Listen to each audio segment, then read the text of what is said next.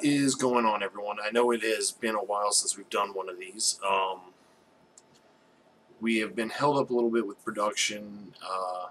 Got some unfortunate news. My co-host, Tommy, is taking some time away from / Productions, so you will not see him on Strange or on / or / Bracket for a while. He's taking some time. He's busy. Life. That's how it goes. So I'm currently kind of working out how I'm going to move forward. If I'm going to keep doing it like this, if I'm going to turn it into more like a top channel, like you see some of them, where it'll be more graphic based, less this pretty mug. I really am hoping to be able to find maybe another consistent co-host, or perhaps fill-in host, co-host people, someone different all the time, or whoever can make it. Because I kind of like the idea. I didn't want to do just me telling a story or an event. I wanted more of like a conversation, like tell the stories, discuss them, talk about possibilities, and have more of a, I guess, podcast style take on it, as opposed to just 5, here's a story, 4, here's a story, because there's so many of those that we're just trying to change it up a little bit. So let me know what you guys think, what we should, some of you faithfuls out there that tune in every time we put these things up, what you guys think, because like I said, I'm going to try to find another host as best as possible moving forward. And also, with just me, it makes it a little easier to be a little bit more consistent. Don't have to worry about people's schedules. So, but this is episode 12, and we're going to talk about some urban legends on this episode, and the true source of where the stories come from. So, I mean, let's get into it. Let's not dick around. We're going to start with, we've all heard the story of a young couple. They go out into the woods, they park their car, and regardless of the many variations, whether the boy gets out to check something after they hear a radio report of a deranged lunatic escaping an asylum, or whatever it may be, or an arrested convict who escapes from police officers' custody, all these different versions and variations depending on where you're from.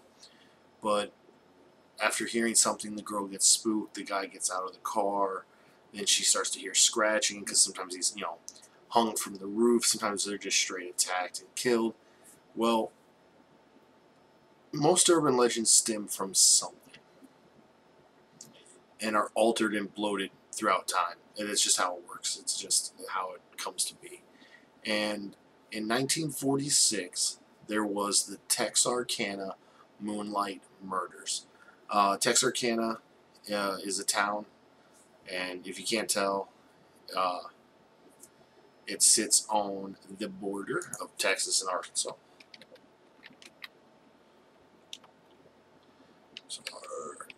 Sorry. Trying to make sure that I'm not being fucking stupid.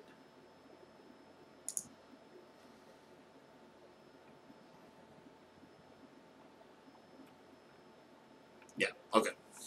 Sorry, I wanted to make sure I wasn't being super dumb. I'm not great with geography. I was like sitting there thinking, like, that sounds weird.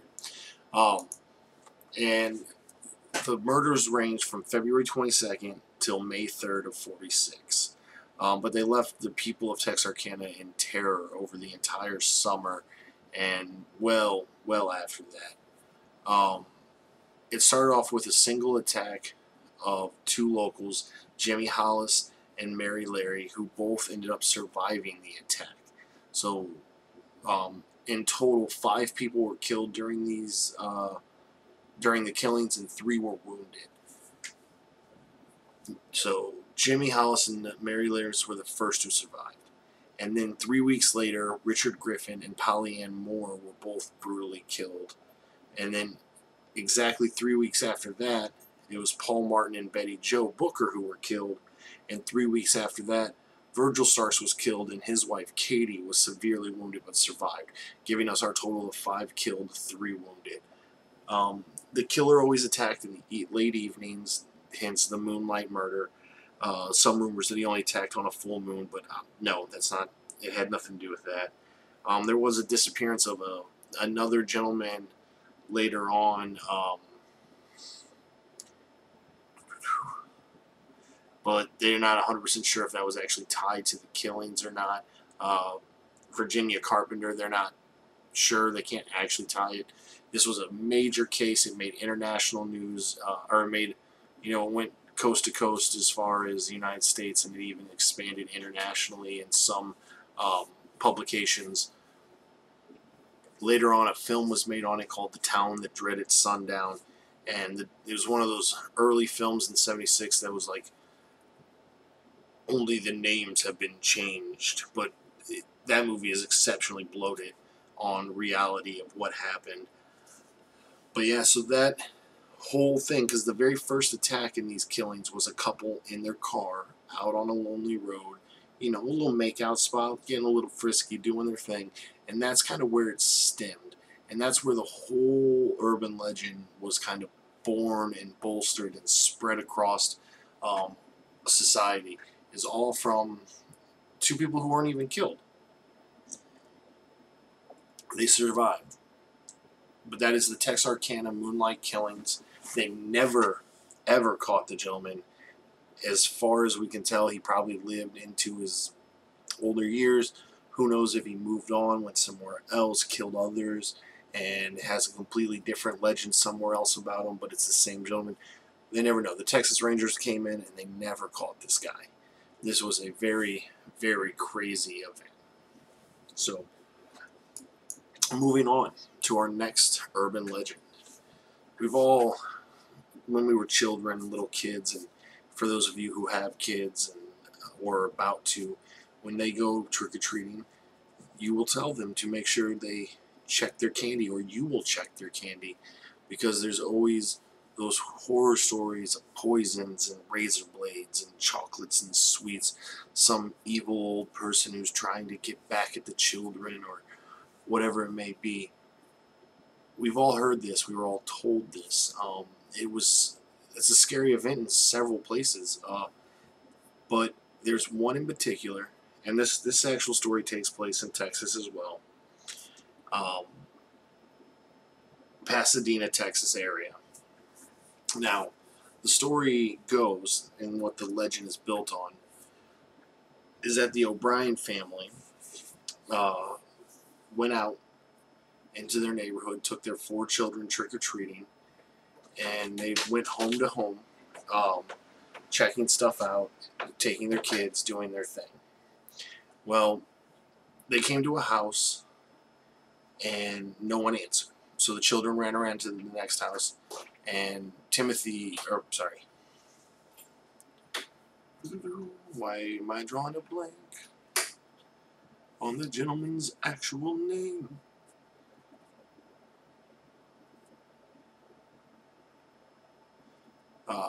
So Mr. O'Brien, it will come to me. It will come to me. It has to be in my notes somewhere. Fell behind, and then he slowly caught up to the children.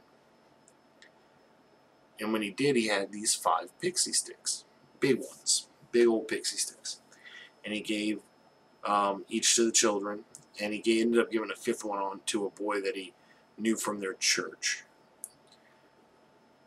And he said that he apparently had got them from the house that didn't answer, that after the kids ran off, someone came to the door finally. So they go around the neighborhood, finish their trick-or-treating, they go home. And as all kids, they want to eat candy right away, and they want to eat a bunch of candy. But you took your kids out late trick-or-treating, you don't want to eat a bunch of candy being up all night. So what do? You give them 1 piece. So Timothy O'Brien, the little boy, picks a pixie stick. He wants that big old pixie stick. His dad helps him open it up. He takes a bunch of it down and starts complaining of it being bitter. Well, his dad gives him some drink to wash out the taste, and within no time at all, the kid is convulsing, throwing up, runs to the bathroom. He's puking everywhere, like I said, convulsing. And they call an ambulance. They get the kid to the hospital, but he dies en route. And it turned out to be potassium cyanide poisoning, is what was laced inside the pixie stick. Well, this puts the entire town, as it should, into panic and fear. Parents are collecting up all the candy and dropping it off at the police station for inspections. They're going through everything. Mr. O'Brien tells them, hey, we got these pixie sticks from this house. The cops investigate all kinds of stuff. Well, through all the investigation, there were some elements that were brought to light. And Mr. O'Brien gave some pretty compelling news interviews, and it's so messed up. It's found out that Mr. O'Brien had taken out life insurance policies on his children, and there was a paper trail leading to him buying the chemicals to make potassium cyanide. This man poisoned his own children. He was going to poison all of his own children to try to collect life insurance policies to get himself out of debt.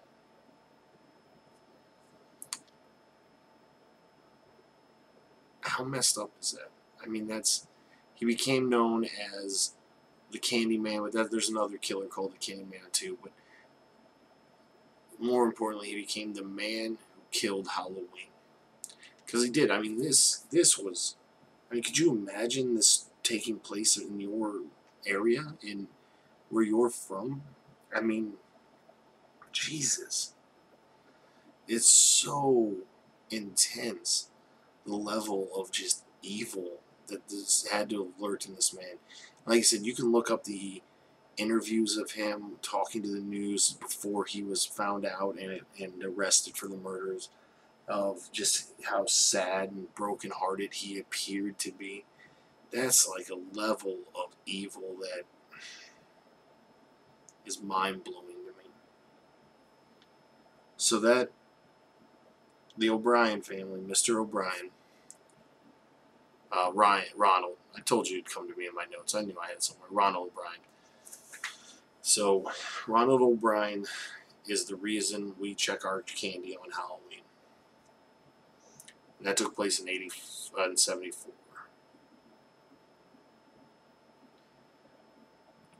Moving on, we got our third story. This is the one that everybody knows. Everybody knows. Well, I thought most people knew. Actually, when I was doing some notes with people on this and running through the stories and kind of telling them, some people didn't, but a babysitter is alone with the children. She puts them to bed. She goes downstairs and she's watching TV, or I guess modern version, she'd be on her smartphone and Facebooking and all that fun stuff. And she gets a call from an unknown number. And when she answers, a voice asks calmly, "Have you checked on the children?" Thinking it's a joke or one of her friends, she hangs up and thinks nothing of it. And a little time goes by and she gets another call. And, "Have you checked on the children lately? Have you checked on the children?" After a few, she starts getting a little worried. Noises that would have never even passed her mind now creep her out, that come from the upstairs. So she calls and tells the police that she's been getting these prank calls. And they tell her to hang up, and when they call back, they'll trace the line. And then she gets a call, and "Have you checked on the children lately?" And the police call her back instantly, quick, as soon as she gets off the phone almost. And they tell her to get outside, that the call is coming from inside the house, and they find out that, the caller had killed the kids and was waiting upstairs for her to come and check on them, to do the same to her. It's a pretty scary legend, because it usually involves younger children, kids, and it comes from, and this one is particularly unsettling to me because it took place in the 50s, March 18th, 1950. 15-year-old Janet Christman was babysitting 3-year-old Gregory Romick at his home in West Boulevard and Stewart Road in Columbia, Missouri. Sometime after she had put the toddler to bed,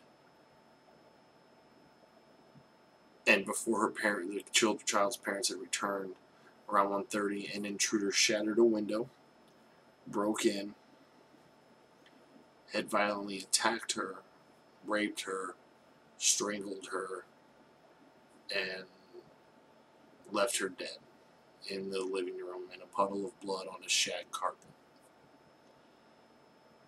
Now, the reason this is tied to the whole babysitter urban legend is during the attack, no one knows exactly when or how or what point in time, she had called the police. And all they really heard was a lot of muffling, a lot of sound, things being thrown around, and it came to, they heard "come quick," and then the phone got disconnected. Now, unfortunately, you're talking about the 50s, the test board at the telephone company was not being staffed at that hour of the night, and they were unable to trace the call. So they had no idea where it came from. They had no information to even, speculate where it might have come from. So this operator, this 911 dispatcher or police responder who's in charge of the phones, I'm not sure exactly how this happened, just gets this call, and they know someone is in desperate need of help, as long as it's not a prank or anything like that, but they have no way to help this person. So the parents of the child who was being babysitted come home. The child's fine. The child's not hurt at all. And they just find their babysitter, their family friend, lying there dead in their living room. This particular case, the attacker was never found out. He was never known. They had very large speculation that it was a close family friend to the family that was being babysitted, a Robert Romax, a friend of the Romax, Robert Mueller, but I can't read my own notes. He had met the girl several times. He was older, and he had kind of taken a fancy to this young girl, which is a whole other thing, and was slightly inappropriate with her, they said, at times, based on their ages. But they were never able to really, because one of the things they found was a mechanical pencil that was jammed into her skin, and he always carried a mechanical pencil. So it was, but they were never able to really get anything to stick. He went off and fought in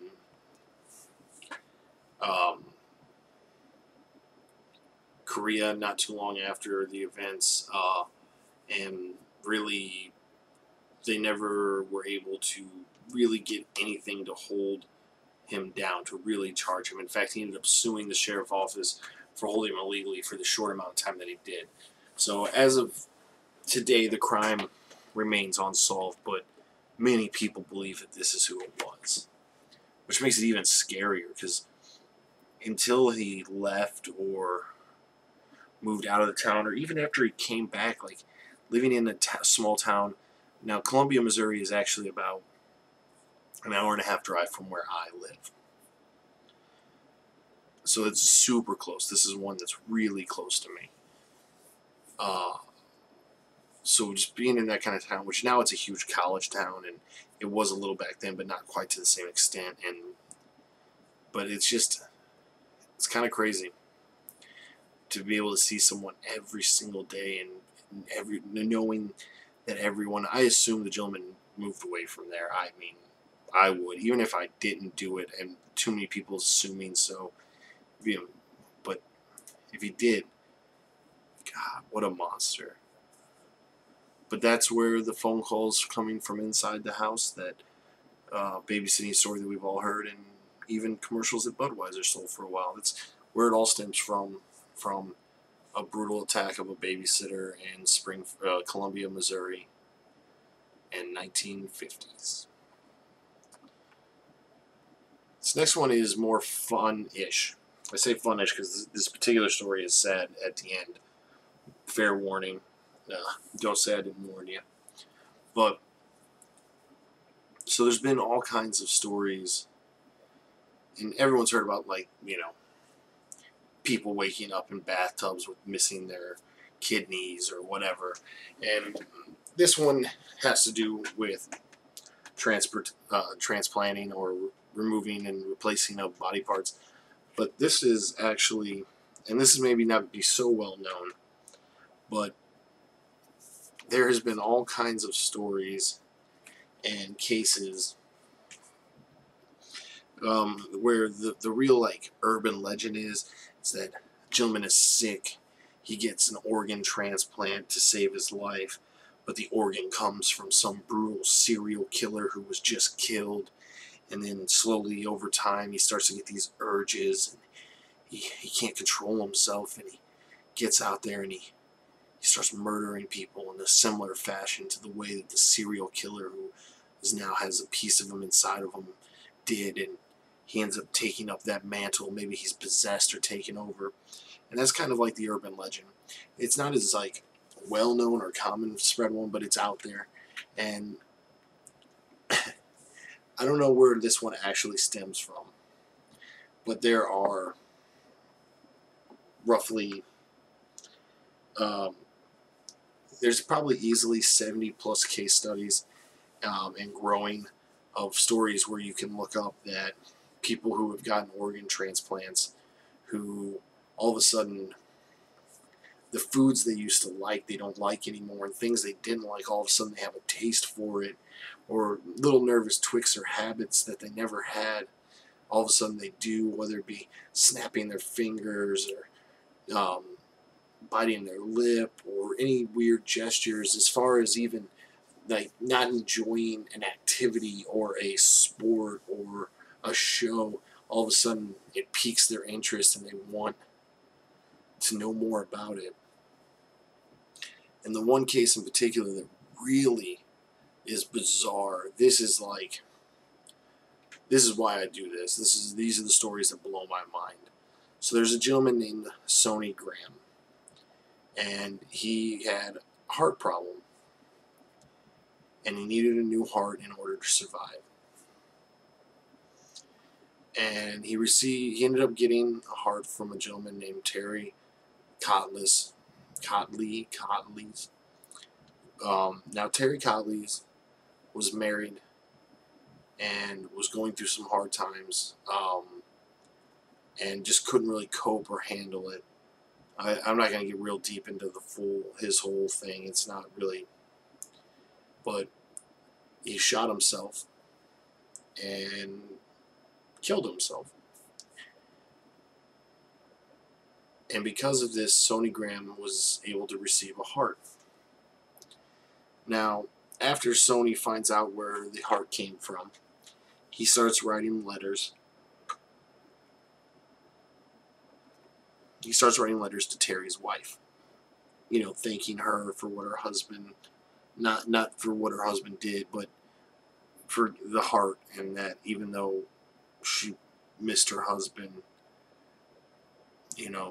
his death was not empty or in vain, that he was able to, take up a new look on life. And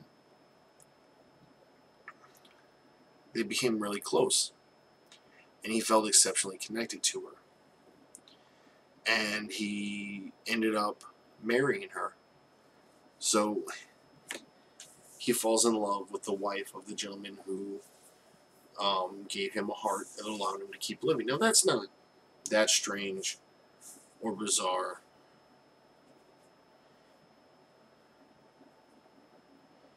But over time, and 12 years after the event of the heart transplant, and Mr. Graham had started to get depressed. and sad, and he really couldn't explain it or could tell why. And he went out to the garage, same as Terry, and he shot himself and killed himself, leaving the same woman widowed by suicide in almost very similar events twice.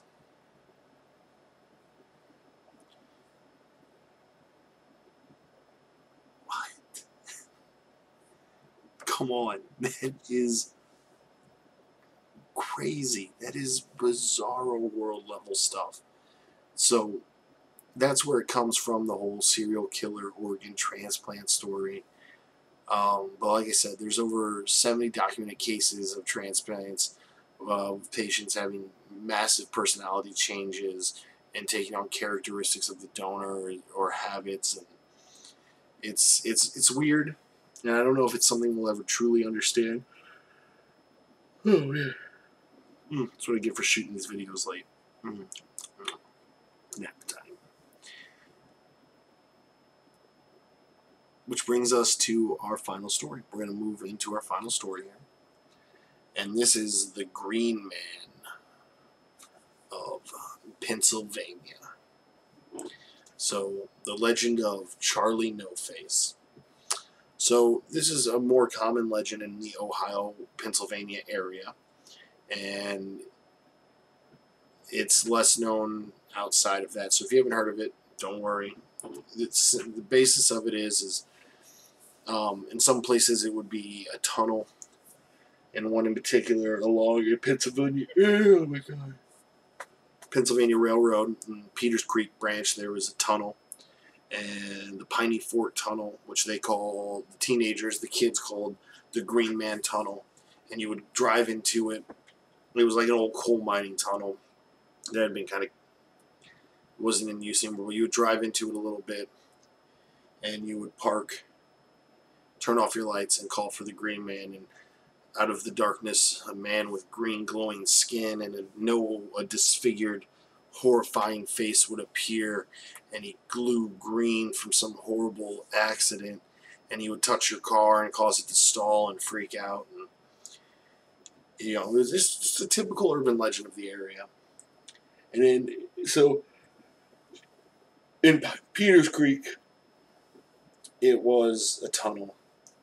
In Ohio, it was along a stretch of road in Youngstown, where late at night, driving the road, you might see walking along the road the Green Man, Charlie No Face, and kids would drive out there just trying to see him, and they would get spooked and scared by this man with no face.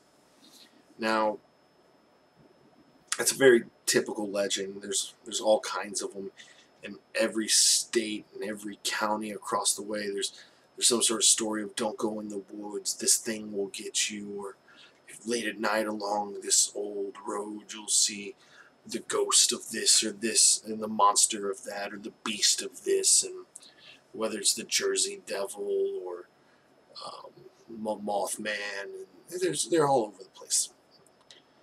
This one comes from a gentleman named Raymond Robinson, who is the Green Man, or Charlie No Face. Horrible name. Horrible fucking name. So he was born in 1910 and grew up as a normal child just south of Beaver Falls, Pennsylvania.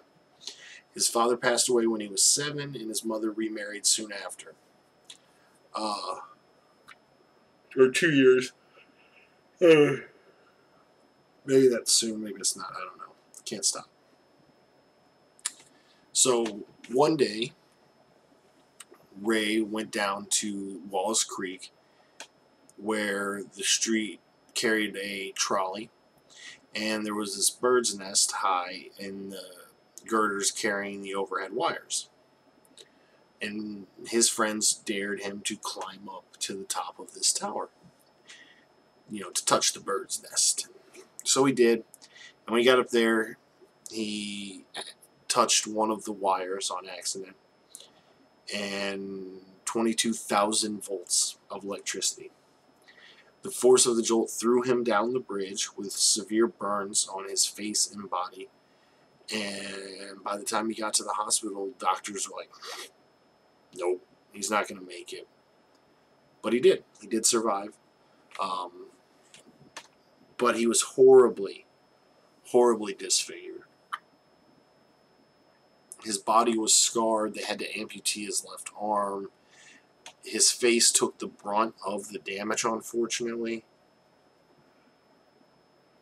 He lost his nose, leaving just, the hole. We've all seen what that kind of looks like. His eyes and his mouth were bloated and twisted. He became, after this, he became a recluse, didn't come out very often. He kind of self-made some items like floor mats and belts and wallets to earn some money. And eventually he moved. And when he moved, he started to get a little restless, being a recluse and trapped in all the time. So he started taking walks during the day. But his disfigured face really made people uncomfortable and unsettled. And there's rumors that he just didn't care for the attention, which I don't really see as true. And you'll understand why a little bit later on. And then others are saying that people had asked him not to walk during the day, that he was scaring people and children especially. So Charlie, who was blind, said, that's fine. Night and day is very little different to me. And he started taking night walks along Route 351, along the gravel pavement with his walker, which he did just fine, being able to stay off the road and just walk along it, getting himself out and just enjoying himself for some time. But quickly, people driving along the road would all of a sudden see this man with no face, this horribly disfigured man walking along the road, and so the legend was born. The green glowing skin is the only part of it that isn't really true, although rumor has it that probably stemmed from the fact that he wore a green plaid shirt that was his favorite, and he had other green clothes that reflected the color onto his pale skin very well, and that's kind of where it maybe came from. But people eventually learned that you could stop and talk with Charlie, and he would even take a picture with you for some booze or some smokes, and that's why I don't think he really minded the attention so much. And it could have been just different stages in life, but he did the best with what he had. And he even caused some traffic jams in the night hours as people would slow and stop to see and talk to him who weren't too scared. And so Charlie No Face, that's where it came from. That's this legend in Pennsylvania, but it stems from a real gentleman who just was in a horrible accident and took night walks to get out of the house a little bit and not scare children, which he did all the way up into the 70s, and eventually he passed away in 85, and he was buried not too far from the offensive wire that horribly scarred and changed his life forever. So those are some urban legends that all stem from a true story, though some of the facts have changed and differ. So tell me what you think. Tell me if you enjoyed it. As always, hit the follow, like, and subscribe. Tell me what you think about the organ donor thing especially, because I find that one so bizarre, so strange.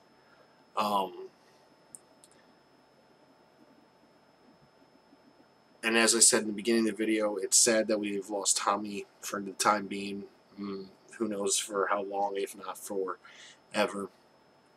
But I'm going to keep it going, keep doing things. Tell me what you guys think, if you prefer, if I just went kind of more to a Tops video style, or if I really focus on trying to get another co-host and kind of had more of a podcast discussion style on the stories that we tell. I kind of prefer that way, but I got to do what I got to do, at least for now, while I'm trying to figure it all out. Thank you guys again, all you guys who are subscribers. I appreciate it. We are pushing close to our first 100 subscribers, which is awesome. So spread it, pass it, get some more people to click those buttons for us. It definitely helps out. Makes it easier for us to keep coming back and doing it.